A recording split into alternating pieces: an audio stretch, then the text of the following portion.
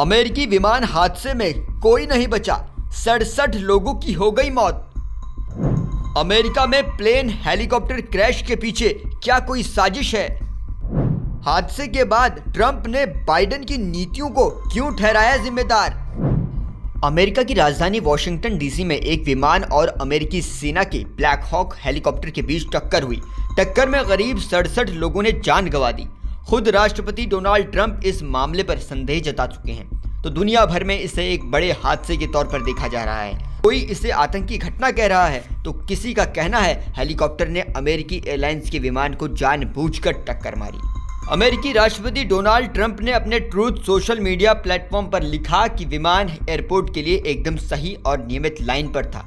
Helicopter लंबे समय तक सीधे एयरपोर्ट की ओर जा रहा था। रात एकदम साफ थी और विमान की लाइटें जल रही थी। फिर भी हेलीकॉप्टर ऊपर या नीचे क्यों नहीं गया या मुड़ा क्यों नहीं? ट्रंप ने कहा, कंट्रोल टावर ने हेलीकॉप्टर को क्यों नहीं बताया कि उसे क्या करना है। उसके सामने प्लेन है।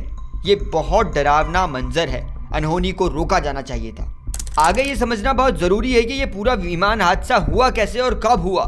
संघीय विमानन प्रशासन के मुताबिक हादसा बुधवार की रात करीब 9 बजे हुआ, जब कंसास के विचिटा से उड़ान भरने वाला ये यात्री विमान एयरपोर्ट के रनवे पर पहुंचते समय एक सैन्य ब्लैक हॉक हेलीकॉप्टर से टकरा गया। विमान के रेडियो ट्रांसपोंडर से मिले डेटा के अनुसार अमेरिकी एयरलाइंस की उड़ान संख्या 5342 लगभग 400 फुट की ऊंचाई से करीब 140 मील प्रति घंटे की रफ्तार से एयरपोर्ट की ओर आ रही थी।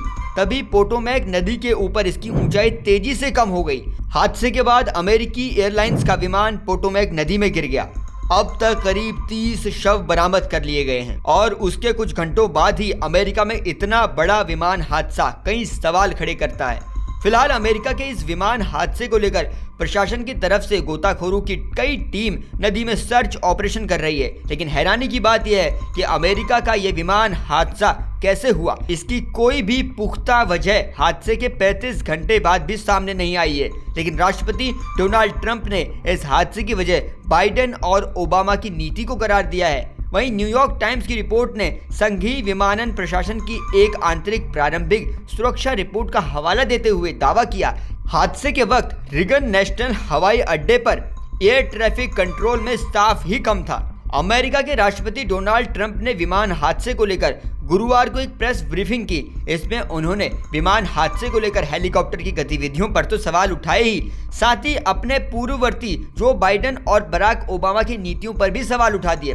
ट्रंप ने कहा कि एयर ट्रैफिक कंट्रोल और इसे सुचारू रूप से चलाने के लिए बहुत ही बुद्धिमान लोगों की जरूरत होती है, लेकिन बाइडेन और ओबामा के कार्यकाल में ऐसे लोगों की भर्ती नहीं की गई। उनके 2016 के कार्यकाल से पहले अमेरिका में यही हो रहा था, जिससे उन्होंने सत्ता में आकर बदला।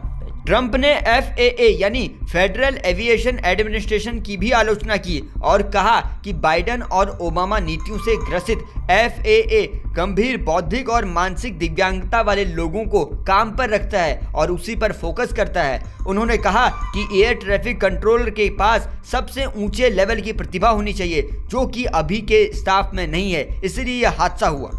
एक प्रत्यक्षदर्शी ने CNN को बताया कि जब वो घर जा रहे थे तब उन्होंने विमान को गिरते हुए देखा। उन्होंने बताया कि गाड़ी चलाते समय जब मैंने शुरू में विमान को देखा तो ये ठीक लग रहा था, जमीन की ओर बढ़ने वाला था, शायद पानी से 120 फीट ऊपर। ये काफ़ी छोटा लेकिन सामान्य आकार का यात्री जेट लग रहा था। उन्होंने आगे बताया कि 3 सेकंड विमान पूरी तरह से दाईं ओर झुका हुआ था।